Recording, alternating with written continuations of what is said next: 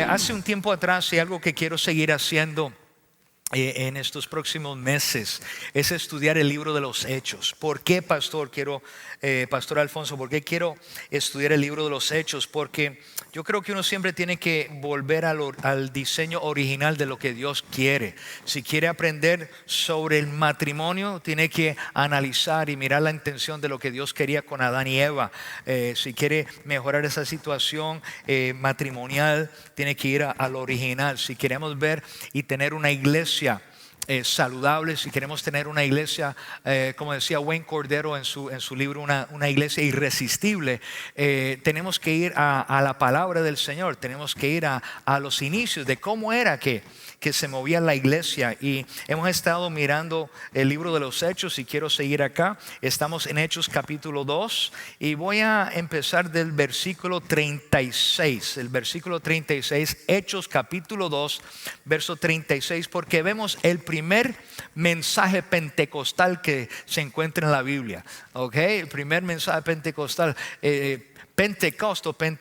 Pentecostés significa 50 días después de la Pascua, y acabamos de terminar Pascua, acabamos de terminar la fiesta de los judíos. Y es algo bien interesante porque este último fin de semana ocurrió algo que sucede cada 33 años y me llama mucho la atención. Un predicador estaba hablando de esto, que en esta última semana, donde se celebró la semana más santa de el cristianismo, lo que es la Semana Santa, también para los judíos se celebra a Passover, la fiesta de la Pascua. Passover, cuando celebraron que los judíos salieron de Egipto, pasaron por el Mar Rojo a la tierra prometida, salieron de Egipto. Los judíos celebran esto esta semana, y también estaba Ramadán para los musulmanes.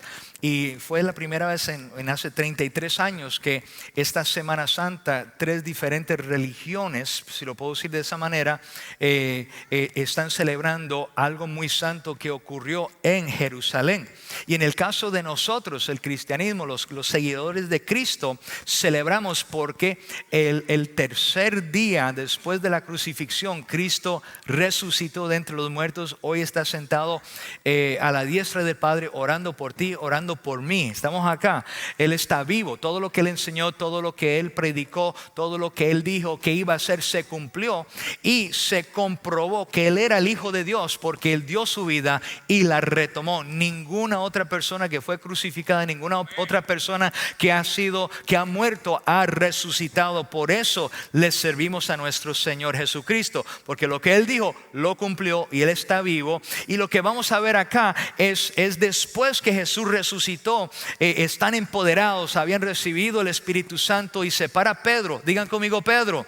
¿Se acuerdan? Yo mencioné el domingo que el Señor, o el viernes, el Señor es tan personal con nosotros, que le dice: cuando las mujeres llegaron a la tumba, vieron que estaba vacía, había un hombre vestido de blanco ahí, y le dieron: ¿por qué busca a los vivos dentro de los muertos? Jesús, el que está buscando, no está aquí. Vaya, dígalos a los discípulos que se encuentre con ellos. Y a Pedro, digan conmigo, y a Pedro.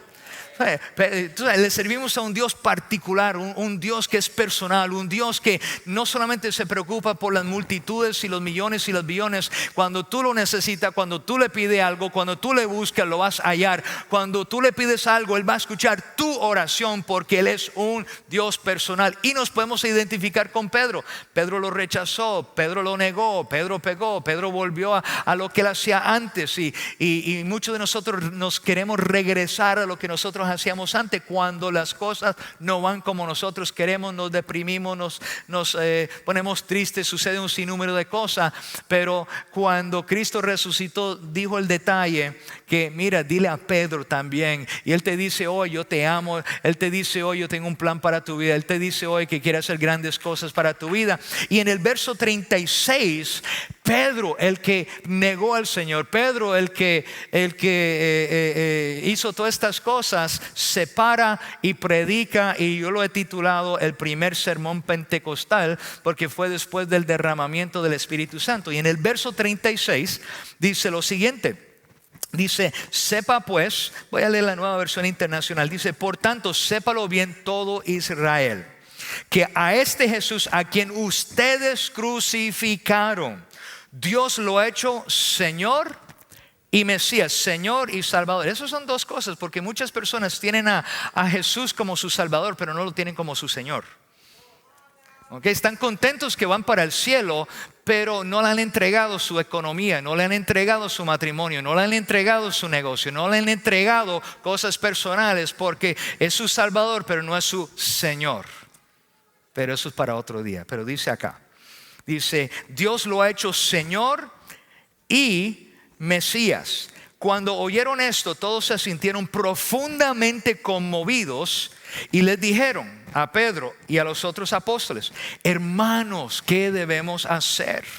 Verso 38, arrepiéntase y bautícese. Verso 38, arrepiéntase. ¿Qué le dijo?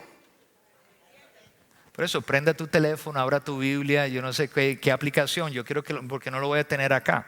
Voy a tener ciertos principios en la pantalla, pero yo quiero que leamos la Biblia. ¿Ok? Verso 38, arrepiéntase y bautícese cada uno de ustedes en el nombre de Jesucristo para perdón de sus pecados. Le contestó Pedro, y recibirán el don, digan conmigo el don del Espíritu Santo. Verso 39, en efecto, la promesa es para ustedes. Ahí es donde vuelvo a decir que Dios es un Dios bien personal. Cuando Dios te promete algo, en este caso le había prometido la venida del Espíritu Santo, el sello del Espíritu Santo. Él prometió, esto fue algo que había estado hablando, enseñando. Y dice el verso 39, en efecto, la promesa es para ustedes, para quienes el Señor, nuestro Señor o nuestro Dios quiere llamar. Okay. Y con muchas otras razones les exhortaba insistentemente. Y Pedro está aquí predicando, está diciendo que se tiene que arrepentir, se tiene que bautizar. Y dice aquí el verso 40, y con muchas otras razones, explicaciones, enseñanzas, les exhortaba insistentemente. Hay un momento donde uno tiene que insistir en lo que uno cree. Uno tiene que realmente comunicar lo que uno cree. Estamos acá.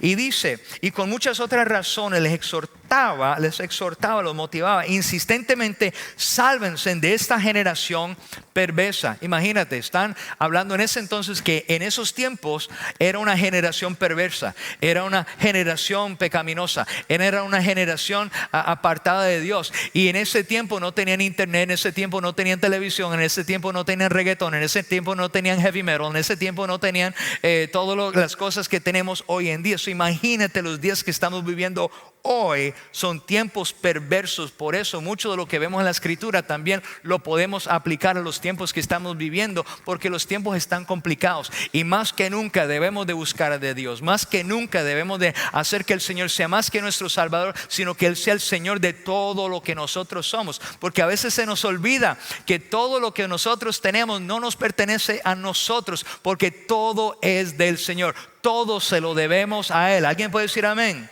Así que cuando Pedro está aquí, ocurrió algunas cosas bien interesantes. Se sintieron profundamente conmovidos. Eso es lo que hace la enseñanza de la palabra. Eso es lo que hace cuando se predica la palabra. Se nos olvida lo que dice Hechos capítulo 4 verso 12, que la palabra de Dios es viva, es eficaz, es más cortante que una espada de doble filo. La palabra de Dios sale de la boca de Dios, te puede cortar, pero a la misma vez te sana. La palabra trae convicción, la palabra te redarguye, la palabra te aviva, la palabra te anima, la palabra también trae convicción. Y ellos se sintieron profundamente conmovidos cuando escucharon Pedro hablar de eso. Le dijo que se arrepintieran, que se bautizaron. La convicción los llevaba al arrepentimiento y al bautismo para que se identificaran con lo que Cristo hizo por ellos. Cristo murió, lo metieron en la tumba y al tercer día resucitó. Recibían el Espíritu Santo. Cada vez que una persona acepta a Cristo como su Salvador personal, y yo sé que mucho de esto suena elemental, suena fundamental, pero a veces tenemos que volver a lo fundamental. Tenemos que volver a pararnos en lo sencillo para que el Señor nos siga revelando. Estamos acá en esta noche y el Espíritu lo selló cuando Él predicó la palabra. Dice también que se salvaran cuando mire, no hay nada tan poderoso de estar en Cristo. Digan conmigo, en Cristo.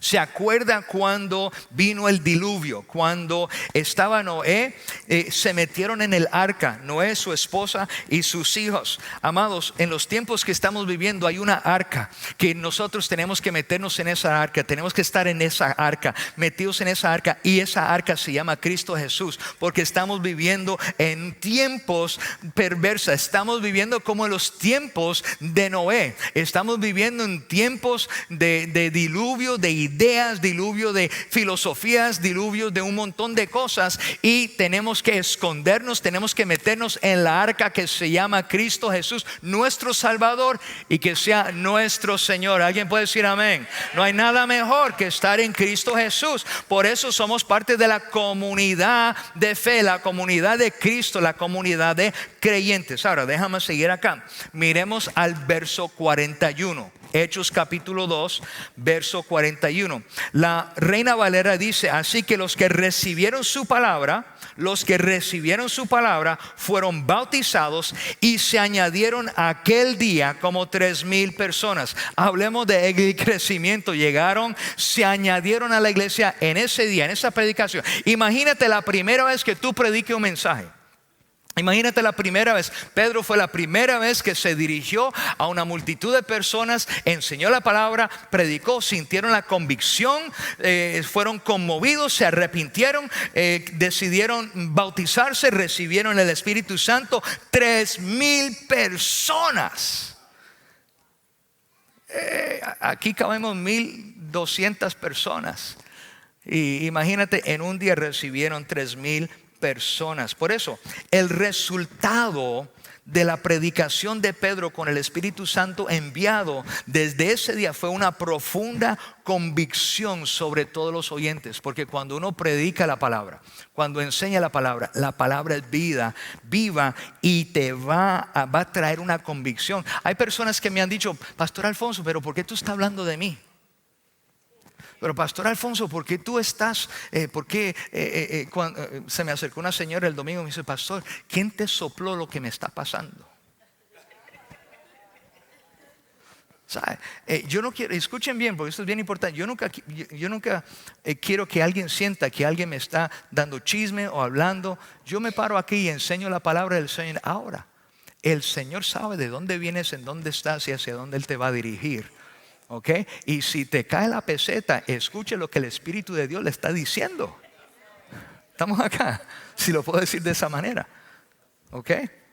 Porque a veces la palabra trae convicción, la palabra ilumina, la palabra revela, la palabra redarguye en lo que, por eso vemos lo importante de la palabra del Señor. Dice: recibieron su mensaje, fueron bautizados, y aquel día se unieron más de 3,000 personas. Se mantenían firmes y escuche bien, verso 42. Se mantenían firmes en la enseñanza de los apóstoles. Digan conmigo: los apóstoles. Okay, porque hoy en día hay muchos apóstoles, y no voy a entrar ahí, ¿ok? Porque la enseñanza de los apóstoles aquí, y tenemos que entender lo que es la tradición judía, tenemos que entender las costumbres que se existían, porque estamos hablando, es una iglesia nueva, y los que se acaban de convertir, todos eran judíos. Y en la cultura judía, de la forma que se pasaba las escrituras de una generación a la próxima generación, a la siguiente generación, como se seguía pasando, es lo que se llama la tradición oral, oral tradition. ¿Ok? So que cuando están siguiendo la enseñanza de los apóstoles, la enseñanza de los apóstoles es lo que los apóstoles escuchaban a Jesús decir, enseñar, hablar, y ellos se lo tenían que repetir. La enseñanza de los apóstoles es la enseñanza de Cristo, es la palabra de Cristo, todo lo que está en rojo en tu Biblia. Estamos acá. All right. Dice aquí que la iglesia, esas 3,000 personas, se mantenían firmes en la enseñanza que los apóstoles habían recibido de Cristo Jesús, la enseñanza de los apóstoles, en la comunión. Y no estoy hablando de el vino ni el pan, estamos hablando de confraternidad, normalmente se entiende como la palabra koinonía. ¿Se acuerdan? Había un tiempo ahí que todo el mundo usaba. Mire que tenemos que tener un tiempo de koinonía. ¿Se acuerdan de eso? Los que llevan tiempo en la iglesia. Comunión es cuando se pasa tiempo juntos, porque ahí uno se le rinde cuenta de los unos a los otros. Ahí es donde uno ora por los unos por los otros, porque muchas veces en las reuniones grandes uno entra, escucha y se va, pero es en la reunión pequeña donde uno puede decir: mire, estoy pasando por esto, por lo otro, ore por mí. Mira, ayúdame a entender un poquito más qué fue lo que dijo el apóstol fulano de tal, qué fue lo que dijo el pastor, qué fue lo que dijo el maestro. No entendí, escudriñemos la palabra. Y para eso estaban en comunión, estaban en un grupo pequeño. Estamos acá. Así que dice, se mantenían firmes en las enseñanzas, la doctrina de los apóstoles, la enseñanza de los apóstoles, en la comunión, pasando tiempo juntos. Y mire lo que hacían: en el partimiento del pan. Mire, por eso a nosotros los cristianos nos gusta comer tanto. Es bíblico. Es bíblico. Patitas con cerdo, de cerdo y arroz y habichuelas y un pork chop y man, los dañé. Una mazamorra colombiana. Oh my God. Amén. Vamos a ir a comer, hermano. Pero mire lo que dice. Ok, vamos a espiritualizarlos. En el partimiento del pan. Cuando partían el pan, se reunían, tenían vino, tenían pan, comían, se sentaban. ¿Y sabe de qué hablaban? No eran chismosos, no informaban a todo el mundo de lo que está ocurriendo ahí. Estudiaban las enseñanzas de lo que Jesús había impartido a los apóstoles. Estamos acá. Partían el pan. En la oración oraban los unos por los otros. Todos estaban asombrados por los muchos prodigios y señales que realizaban los apóstoles. Mire, un carro nuevo no es un milagro. Comprar una casa no es un milagro. Amados, a veces hay cosas que nosotros llamamos milagros que realmente no son milagros. Como dijo un predicador que escuché el otro día, esas son estrategias. Tú puedes comprar un carro nuevo si tiene un buen crédito, si no va a pasar un interés más alto. ¿Okay? Lo mismo con una casa, lo mismo con una propiedad, lo mismo con cosas así.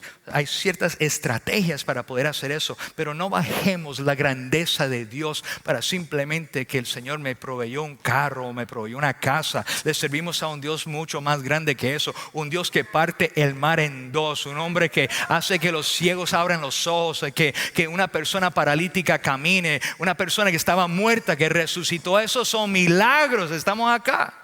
No estoy diciendo que, mire, porque a veces estamos en ciertas situaciones donde uno dice: mire, pero yo necesito una casa y el Señor provee una casa y gloria a Dios, el Señor proveyó. Pero a veces decimos: wow, fue un milagro. No, un milagro es cuando una persona no tiene una pierna y de momento se le estira una pierna y se le sale por ahí, o que la persona no tenía ojos y de momento se le abren, se le hacen los ojos y pueden ver. Estamos acá. Por eso vuelvo a decir, mira, de casa en casa partían el pan, compartiendo la comida con alegría y generosidad. Verso 44. Todos los creyentes estaban juntos y tenían todo en común. Vendían sus propiedades, no se asusten. Vendían sus propiedades y posesiones y compartían sus bienes entre sí según la necesidad de cada uno. No dejaban de reunirse en el templo ni un solo día. Y la gente se queja que tienen que venir un jueves y un domingo. Y ni voy a hablar de los múltiples servicios que vamos a tener. No dejaban de reunirse en el templo ni un solo día. De casa en casa partían el pan y compartían la comida con alegría y generosidad, igual que hoy, alabando a Dios y disfrutando de la estimación general del pueblo. Y cada día, digan conmigo, cada día. No una vez a la semana. No cuando solamente se tiraban las redes. No solamente en Easter y no solamente en Navidad. Cada día el Señor añadía al grupo de los que iban siendo salvos. Oh my God, eso es lo que dice tu Biblia. No es mi Biblia, es nuestra Biblia. Eso es lo que dice la palabra del Señor. Estamos acá. Por eso me llama mucho la atención, porque vuelvo a repetir el principio que yo dije hace un ratito. El resultado de la predicación de Pedro con el Espíritu Santo enviado desde ese día, hubo una profunda convicción sobre todos los oyentes. ¿Por qué? Porque la palabra es viva, la palabra es eficaz. La convicción fue prometida por el Señor Jesús. Si vamos a Juan capítulo 16, el verso 8 dice lo siguiente. Y es una promesa de lo que iba a venir, de lo que Pedro está viviendo en Hechos capítulo 2. Dice, y cuando Él venga, ¿quién es Él? El Espíritu Santo. Y cuando Él venga, convencerá al mundo de su error en cuanto al pecado, a la justicia y al juicio. En cuanto al pecado, porque no creen en mí. En cuanto a la justicia, porque voy al Padre y ustedes ya no podrán verme. Y en cuanto al juicio, porque el príncipe de este mundo ya ha sido juzgado. Yo quiero recordarte, deje echarle la culpa al diablo, deje echarle la culpa al diablo por tu ataque, déjele echarle la culpa al... Mira, a veces el diablo está al otro lado del mundo. El diablo no es omnipresente, solo Dios es omnipresente. Y le achacamos tanta cosa al diablo. Bendito, pobrecito el diablo, le echamos la culpa por todo. Entonces no le eche la culpa al diablo por las malas decisiones que tomas, porque a veces le pedimos a Dios que nos saque de situaciones que nosotros mismos nos hemos metido y se lo achacamos al diablo. Porque aquí dice que el príncipe de este mundo ya ha sido juzgado. Podemos ponernos bien pentecostales y decir, mira, el diablo está debajo de nuestros pies. Él fue vencido en la cruz del Calvario. Estamos acá. Cuando viene cuando uno escucha una palabra, cuando uno escucha la predicación, como en la ocasión cuando Pedro estaba predicando en el verso 36, el 38, cuando ellos escucharon la palabra, ¿qué fue lo que provocó? Ellos dijeron, ¿qué haremos? ¿Qué haremos? Por eso cuando uno escucha un mensaje, cuando uno escucha una predicación, cuando uno escucha una enseñanza, uno se tiene que preguntar, ok, con esa palabra que yo recibí, ¿qué voy a hacer? ¿Voy a quedarme igual? ¿Mantenerme conforme a la vida que estoy viviendo? ¿O tengo que cambiar? Y la idea es que debemos de cambiar, no debemos de quedarnos de la misma forma. Por eso Dios constantemente quiere que nosotros salgamos adelante, que progresemos. Él no quiere que nos quedemos estancados. Él quiere que vayamos de gloria en gloria, de victoria en victoria. Y si es victoria es porque hubo una batalla, pero la batalla la ganaste porque eres más que vencedor, ganaste la batalla. Pero la gente dice eso, vamos de gloria en gloria, en victoria. Para tener victoria tiene que vencer algo, tiene que ganar algo. ¿Estamos acá? ¿Ok? Y con más gloria, hay más responsabilidad, hay más ataques, hay más señalamiento. Porque hay gente que dice, bueno, Pastor Alfonso, sí, yo quiero más. Y good, and that's good. Y el Señor quiere más y Él nos lleva de gloria en gloria, de victoria en victoria. Pero también tenemos que entender que con más siempre va a venir más responsabilidad, van a venir más ataques, va a venir más presión, va a venir más cosas. Pero si Él nos va a dar más, Él también dijo en su palabra, no te voy a dejar, no te voy a desamparar. Él no te va a dar algo que no puedas resistir. Así que si Él te va a llevar de gloria en gloria, si Él te lleva a otro nivel, a otra dimensión, como lo quiera decir, Él va a estar contigo cuando Él te dé más. No te va a dejar solo. Estamos acá, estamos aprendiendo algo. Pero cuando hay una predicación, una enseñanza, siempre va a provocar una pregunta: ¿qué hago? ¿Cómo puedo aplicar eso a mi vida? ¿Qué puedo cambiar? El Hecho de los Apóstoles, este libro que estamos estudiando, estableció el estándar de Dios. Desde ese momento hasta el final, la iglesia principal, la iglesia del principio, era una iglesia irresistible, era una iglesia poderosa, era una iglesia atractiva. Y una iglesia atractiva, escuche bien, no significa que era perfecta. Una iglesia atractiva no es una iglesia perfecta, al contrario, es una que continuamente se alinea a la palabra de Dios y quiere satisfacer, quiere agradar, quiere honrar a Dios. ¿Alguien puede decir amén? Y es una metanoia, es un cambio de pensamiento. ¿Qué haremos? Tengo que arrepentirme. Ese es el primer mensaje del cristianismo.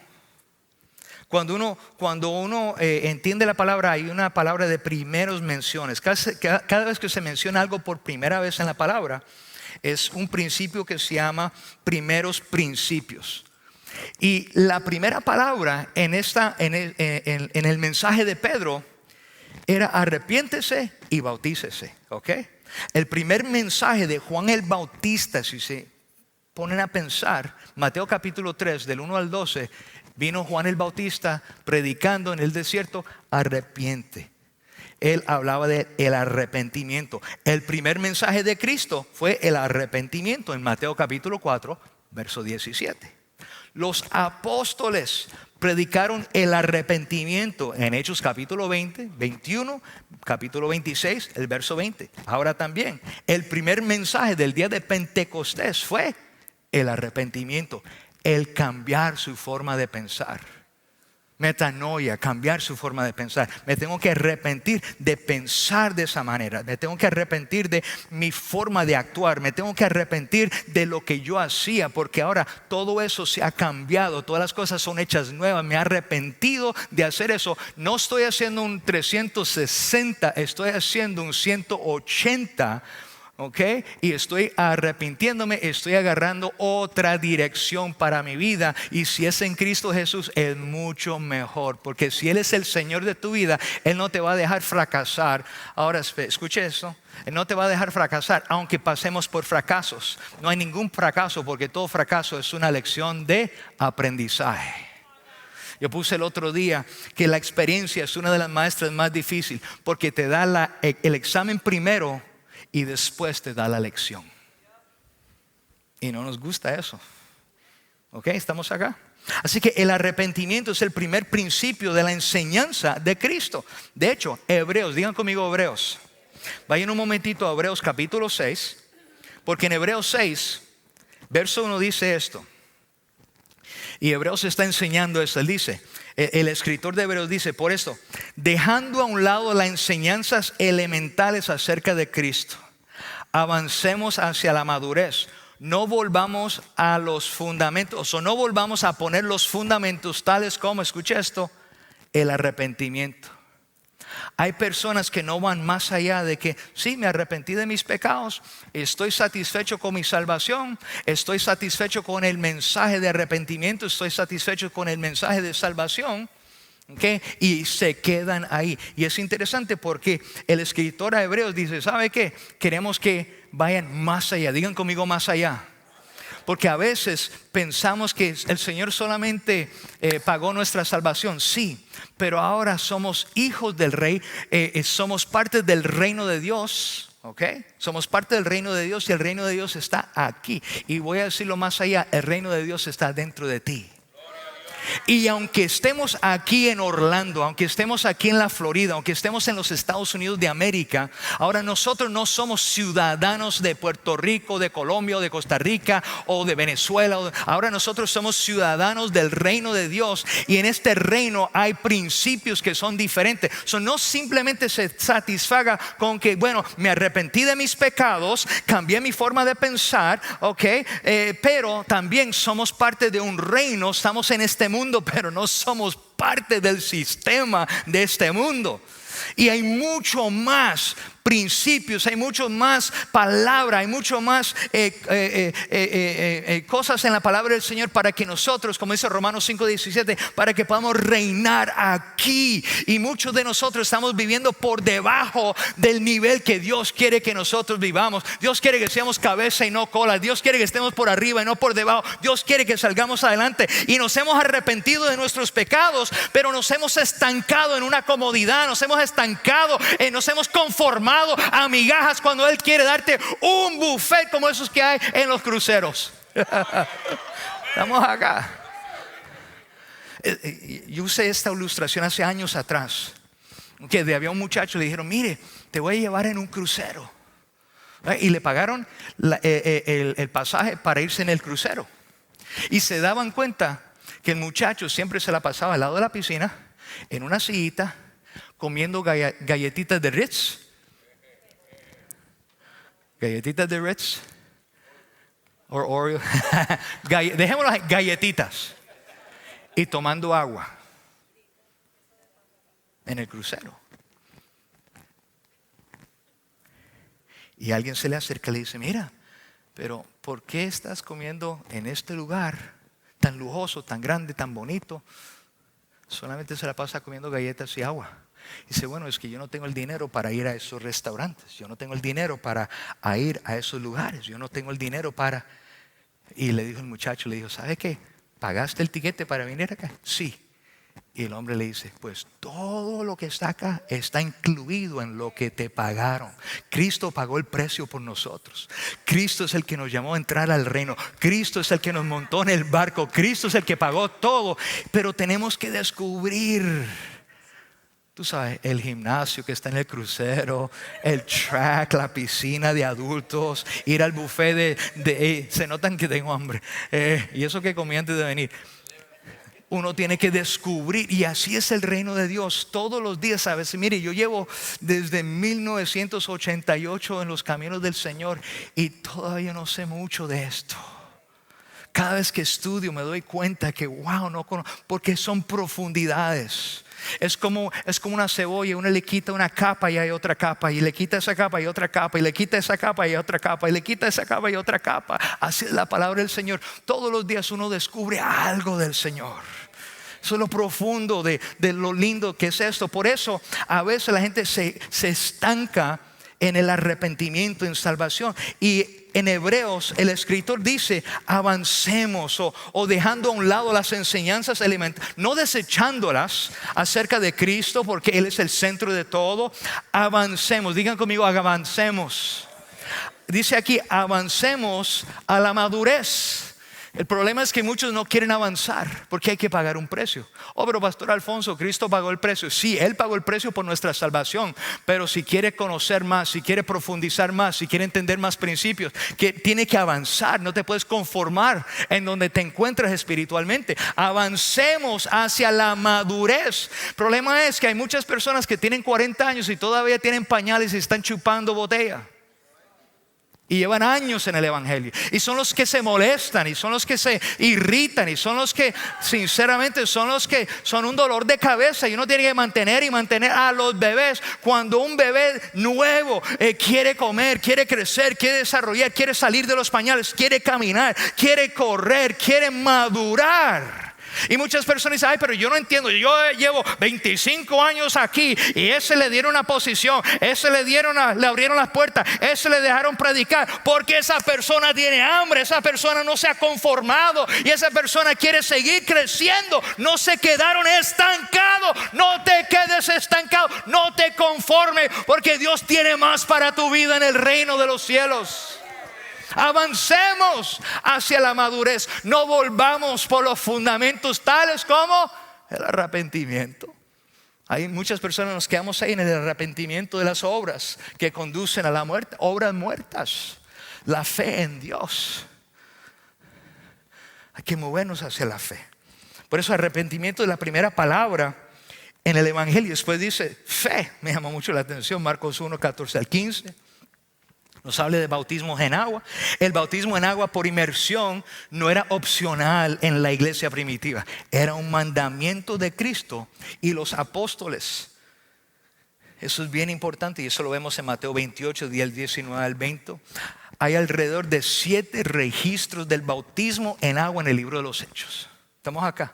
Y 7 registros en las epístolas de bautismo en agua. Y cada registro habla del bautismo en agua como siendo en el nombre del Padre, del Hijo, del Espíritu Santo, o del Señor, el Señor Jesús o de Jesucristo. Y cuando uno mira los manuscritos anteriores, los más viejos, los en griego y los diferentes manuscritos anteriores, otras traducciones, se ve que el bautismo en agua era el nombre trino del Señor. Ahí es donde vemos la Trinidad del Padre, del Hijo, del Espíritu Santo. No que son 3 dioses, son 3 con diferentes funciones, pero es un solo Dios que nos salva.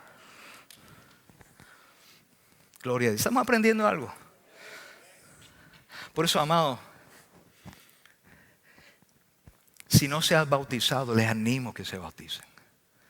El bautismo no te salva, pero el bautismo es algo que se estableció para demostrar lo que Dios está haciendo dentro de ti. Porque reconociste que Cristo vivió, que murió, que fue sepultado y que resucitó el tercer día. Cuando tú te bautizas, estás reconociendo lo que Él ha hecho dentro de ti, que eres una nueva criatura, y te identifica con algo exterior, el bautismo, de lo que Cristo ha hecho dentro de ti. Eres una nueva criatura. Las cosas viejas han pasado, todas son hechas nuevas. You have been regenerated, has sido regenerado. Las genes de Dios ahora están dentro de ti. You have been regenerated. You have God's genes. Tiene la sangre de Cristo dentro de ti, el ADN de Cristo dentro de ti. Por eso, y además de eso, el mismo Espíritu que levantó a Cristo de entre los muertos, Gami, ahora vive dentro de ti. El ADN de Dios vive dentro de ti. Por eso nos llamamos hermanos, porque todos tenemos la sangre de Cristo en nosotros. Estamos acá. Mire, te invito a estar sobre sus pies. ¿Aprendimos algo? Aleluya. Déjame cerrar con esto. El bautismo es una expresión externa de una obra interna, pero escuche bien. ¿Acaso no saben ustedes que todos los que fuimos bautizados para unirnos con Cristo Jesús, en realidad fuimos bautizados para participar en su muerte? Por tanto, mediante el bautismo fuimos sepultados con Él en su muerte, a fin de que, así como Cristo resucitó por el poder de la palabra, también nosotros. Mira la persona que está sola, dígale, también nosotros. Nosotros llevamos una nueva vida. Nosotros somos personas. Por eso no te conformes con lo que hacías. No te conformes con el pasado. No te conformes hasta donde estás. Hay personas acá que espiritualmente están estancados, se han conformado. Y Dios te está diciendo, mira, sal de la barca. El Espíritu de Dios te ha llenado. Y a veces uno no siente, uno dice, pero yo no siento nada. Y a veces uno no tiene que sentir. Han habido momentos, amados, donde yo he predicado, yo he enseñado, yo no he sentido absolutamente nada. Oro por las personas, no he sentido nada. Hay personas que me dicen, no, es que yo siento un calor en la mano cuando oro por personas, o se me paran los pelos cuando oro. O sea, yo he estado en momentos donde suceden esas cosas, y han habido otros momentos donde yo no siento absolutamente nada y me voy deprimido, me voy triste, me voy pensando qué fracaso, no sé predicar, no sé enseñar, no sé ni hablar bien el español, cómo el Señor me puede usar. Y después alguien me dice, pastor, tú no sabes, esa palabra que me diste, esa palabra, esa predicación, esa enseñanza, o pastor, cuando oraste por mí, yo sentí un poder, una gloria, esto, lo otro, y yo no sentí nada. Porque ¿sabe por qué? Porque esto no se trata de mí, esto se trata de Cristo, el Espíritu Santo. Y yo le decía a la congregación, yo le decía a alguien el otro día, yo soy como el burro, yo soy como el burro que llegó con Jesús el día de Jerusalén. Todo el mundo celebrando, todo el mundo gritando Hosana, Hosana. Y el burro pudo haber dicho, ay, mire, están hablando de mí, me están celebrando a mí.